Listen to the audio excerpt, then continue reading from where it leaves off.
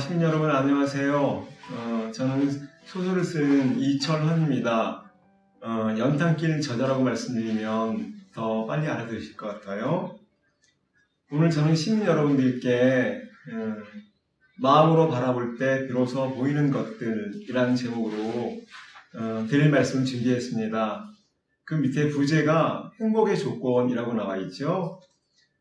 행복해지기 위해서 요구되는 것들도 있고 행복해지기 위해 또 필요한 것들이 있을 텐데요.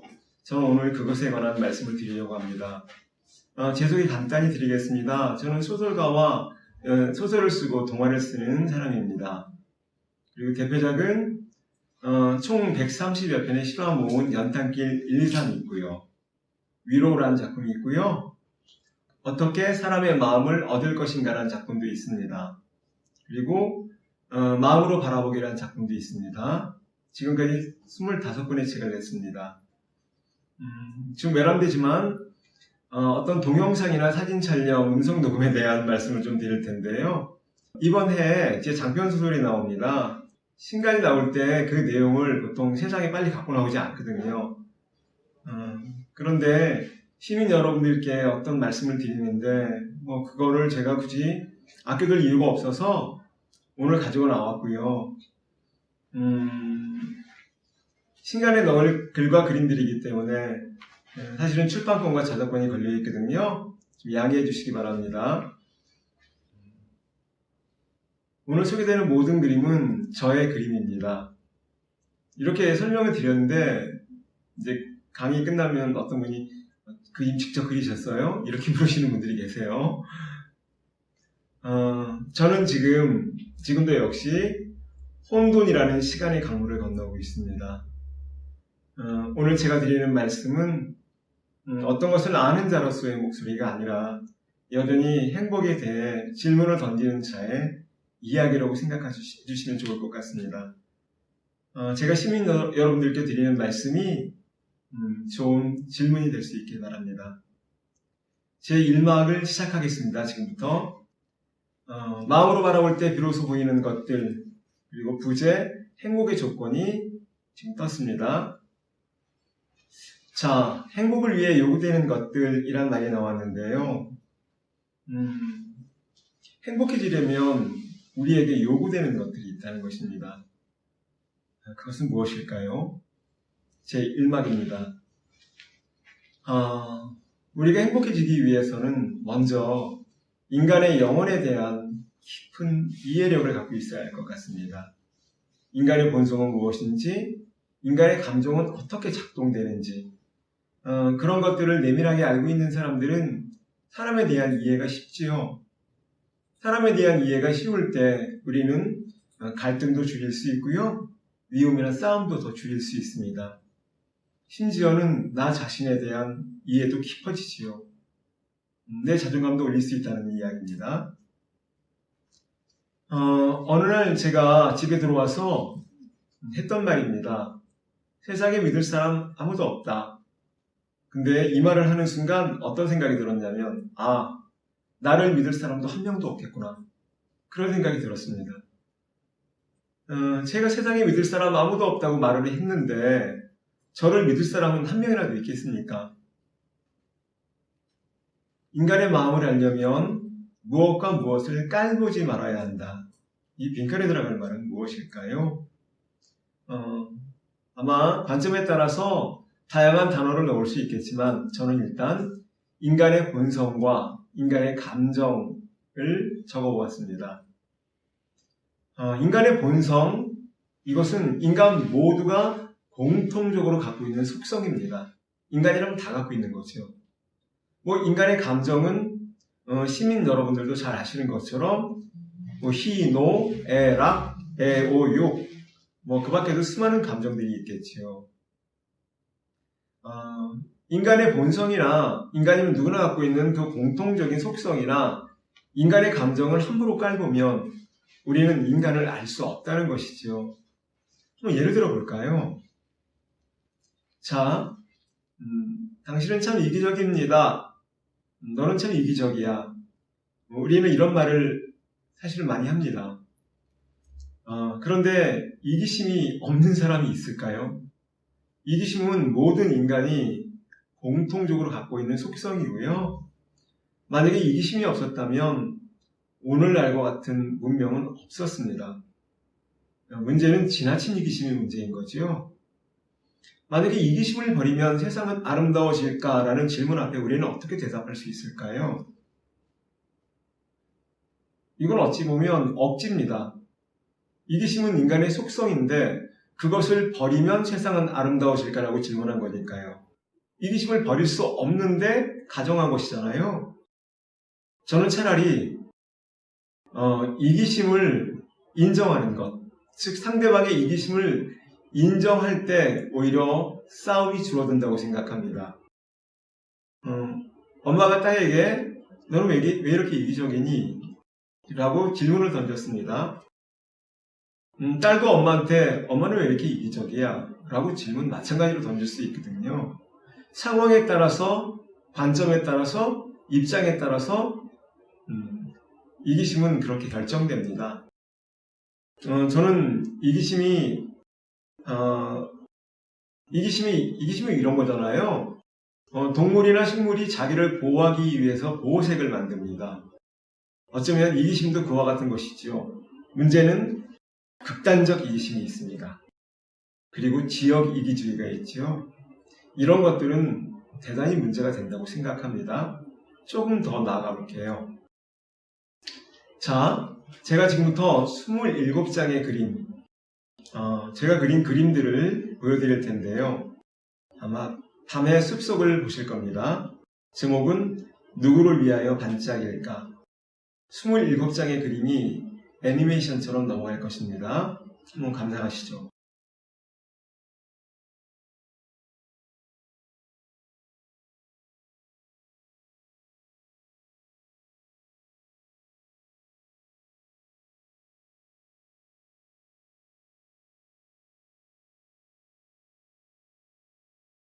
어떻게 보셨는지요?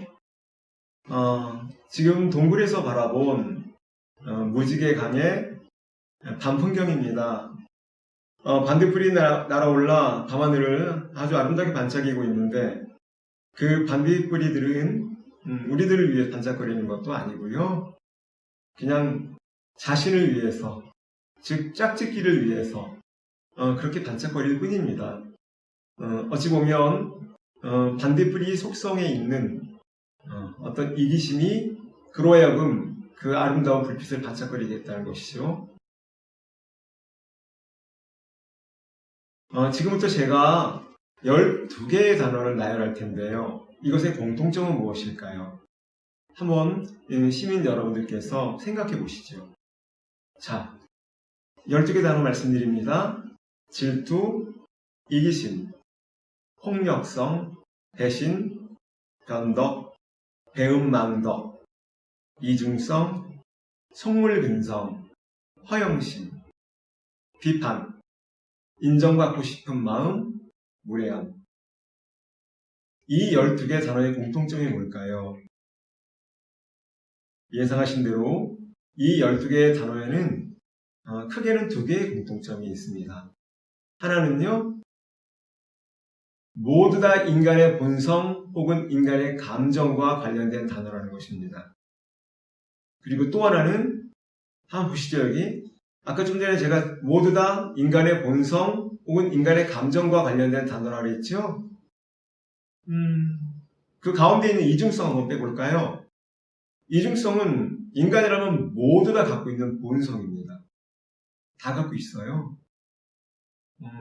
그 위에 있는 폭력성은 없을까요? 정도의 차이만 있을 뿐이지 폭력성이 없는 사람은 없습니다. 자, 그 12개 단어의 또 하나의 공통점 말씀드릴게요.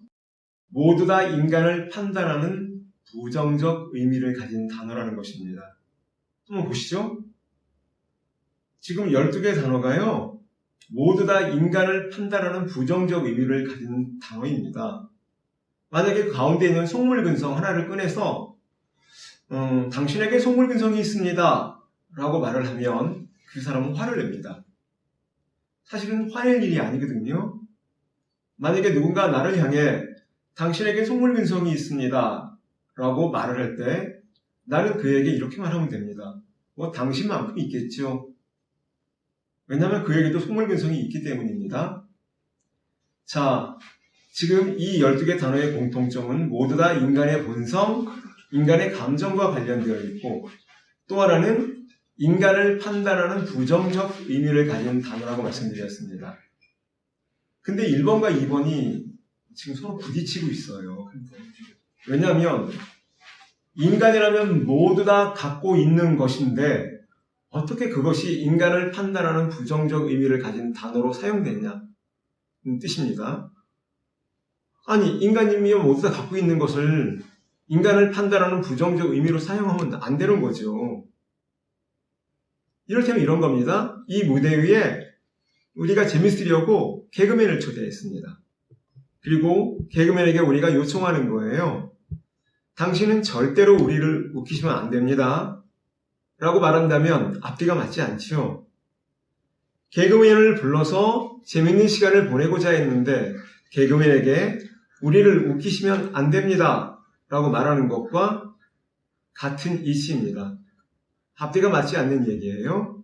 인간이라면 모두 다 갖고 있는 것을 인간을 판단하는 부정적 의미로 사용한다는 건 말입니다. 자, 그래서 이렇게 정리해 보겠습니다. 인간의 본성과 인간의 감정을 깔보지 말아야 한다는 뜻은 이렇게 정리해 볼 수 있어요. 나와 타인에게 이런 것들이 있다 해도 지나친 것만 아니라면 깔보지 말아야 한다는 것입니다. 자, 하나 더 예를 들어볼까요? 지금 표범이 있습니다. 이 표범은 어릴 때부터 엄마한테 늘 이런 말을 들었어요. 네가 가진 무늬는 세상에서 가장 아름다우며 너는 너의 무늬에 대한 존엄을 가져야 돼. 표범은 비가 내리면 빗물 고인 웅덩이에 자기 얼굴을 비춰오며 엄마의 말이 맞다는 생각을 했습니다. 그래서 늘 어깨에 힘을 주고 다녔어요. 그런데 어느 날 허공에 이상한 것이 나타났습니다. 자기하고 무늬가 똑같은 무언가가 날아가고 있어요. 엄마한테 들을 때는 이 무늬는 너만 가진 존엄한 무늬라 그랬는데 허공을 날아가는 자기와 무늬가 똑같은 무언가가 있는 거예요. 표범은 물었습니다. 네 이름은 뭐니? 그랬더니 얘가 말했습니다. 내 이름은 표범나비야. 이름까지 똑같습니다. 저 나비를 호랑나비로 잘못 아시는 분들이 계신데 저 나비는 호랑나비 아니고요. 호랑나비는 완전히 다르게 생겼습니다. 저와 비슷한 나비가 네발나비하고 표범나비 두 개가 있어요. 저는 표범나비를 그린 거고요. 표범은 좀 기가 막혔겠지요. 무늬만 똑같은 줄 알았는데 이름까지 똑같아요. 어쩌면 표범은 하늘까지 날고 있는 저 표범나비를 보며 질투를 느꼈을지도 모릅니다. 질투는 나쁜 것일까요? 저도 누군가를 질투한 적이 있는데 그때마다 제가 참 그릇이 작다 이런 생각을 해본 적이 있었습니다. 그런데 정신분석학자나 심리학자들의 얘기를 들어보면 질투는 건강한 인간의 본성이라고 얘기했습니다. 지나친 질투는 누군가를 깎아내리거나 폄훼하지요. 그러나 질투가 지나치지만 않다면 그것은 한 개인을 발전시키는 동력이 되기도 한다는 것이에요. 그러니 내가 누군가를 질투해도 나는 형편없는 사람 아닙니다. 그 대신 조건이 있어요. 누군가 나를 질투한다 해도 그는 여전히 나의 동료임을 의심하지 말아야겠죠. 와, 나를 질투해? 제 친구도 아니야. 이렇게 생각할 때가 있잖아요. 저는 이 일막의 이야기를 노벨 문학상을 수상한 사무엘 베케트의 고도를 기다리며란 작품으로 지금 정리를 해드릴까 합니다. 지금부터 제1막 낭독을 할 텐데요. 인간의 영혼에 대한 깊은 이해입니다. 낭독하겠습니다. 글과 함께 그림이 나올 텐데요. 글과 그림 사이의 징검다리는 우리 시민 여러분들께서 한번 놓아주시죠. 글과 그림 사이에 징검다리 놓는 재미도 있으실 거예요. 왜 이 대목에서 이 그림이 나왔을까? 이 그림이 이 글 사이에 나온 이유는 무엇일까? 그런 질문 말입니다. 이제 1박 시작하겠습니다. 책 속에 나오는 두 주인공의 이름은 에스트라곤과 블라디미르이다. 바보 같은 두 주인공은 나무 한 그루가 서 있는 한적한 시골길에서 고도를 기다리고 있다. 앞뒤가 맞지 않는 그들의 대화는 무의미하고 지루하기 짝이 없다. 고도를 기다리는 두 주인공 앞에 한 소년이 잠시 나타나 고도는 내일 올 거라는 정가를 전할 뿐 그들이 기다리는 고도는 끝끝내 나타나지 않는다. 고도가 내일 올 거라는 정가를 받고도 두 주인공은 전혀 기뻐하지 않는다. 고도가 내일도 오지 않을 것임을 그들은 알고 있었다. 고도가 누구인지, 고도가 무엇을 하는 사람인지, 그들이 왜 고도를 기다리는 것인지, 그 이유가 작품 속에 전혀 나오지 않는다. 그들이 기다리는 고도는 사람이 아니라 희망이나 자유나 평화나 빵 같은 것일지도 모른다고 말하는 평론가들도 있었다. 고도를 기다리며의 저자 사무엘 베케트에게 누군가가 물었다. 고도는 도대체 누구인가? 이 물음에 대한 저자의 대답은 간단했다. 나도 모른다. 고도가 누구인지 알았다면 내가 작품 속에 썼을 것이다. 작가가 고도를 기다리며를 통해 전하고 싶었던 메시지는 무엇일까? 언제 온다고 확신할 수 없는, 그리고 반드시 온다고도 확신할 수 없는 그 무엇을 애타게 기다리는 것. 그 길고 지루한 자신과의 싸움이 바로 인생이라는 메시지를 작가는 우리에게 주고 싶었던 것일까? 고도를 기다리는 바보 같은 주인공들의 대화는 우리의 일상과 많이 닮았다. 전쟁 같은 삶을 살고 있다고 사람들은 공공연히 말하고 있지만 그것의 대부분은 생존을 위한 싸움일 뿐 단조롭고 반복적인 일상이다.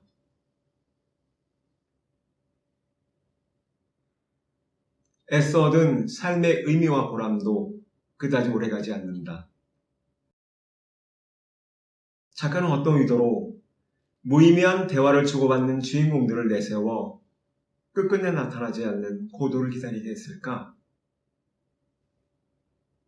어쩌면 그것이 바로 당신들이 살아가는 인생인지도 모른다고 말하고 싶었는지도 모른다.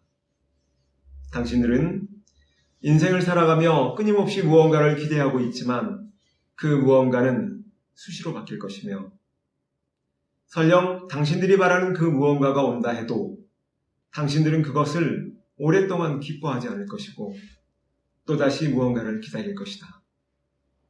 무의미한 대화를 주고받으며 혹은 앞뒤가 맞지 않는 대화를 주고받으며 끊임없이 무언가를 기다리는 것. 심지어는 자신이 기다리는 것이 무엇인지도 모른 채 무작정 기다리고 또 기다리고 기다리다가 늙고 병들고 결국엔 죽음을 맞이하는 것. 그것이 바로 당신들의 인생일지도 모른다고 작가는 우리에게 말하고 싶었던 것인지도 모른다. 작가는 이 작품을 통해 인간은 지혜롭고 이성적인가를 우리에게 묻고 있다. 인간은 합리적이고 상식적인가를 작가는 우리에게 묻고 있다. 철저한 준비도 없이 무언가 좋은 일이 생길 거라고 믿고 있는 인간의 어리석은 집착을 풍자한 것은 아닐까? 현재를 즐기지 못하고 미래의 즐거움을 위해 현재를 모조리 바치는 인간의 분별 없음을 풍자한 것인지도 모른다. 행복의 의미도 모른 채 무작정 행복의 조건만을 찾아 나서는 인간의 가벼움을 풍자한 것인지도 모른다.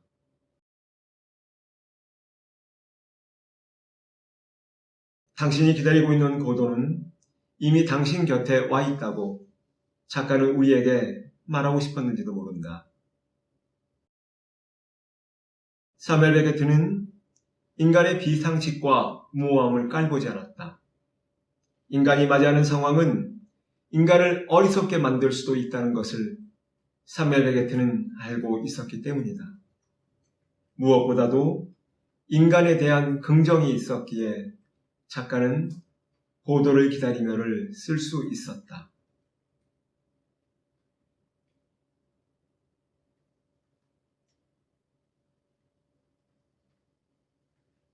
네, 이렇게 해서 제 1막이 끝났습니다.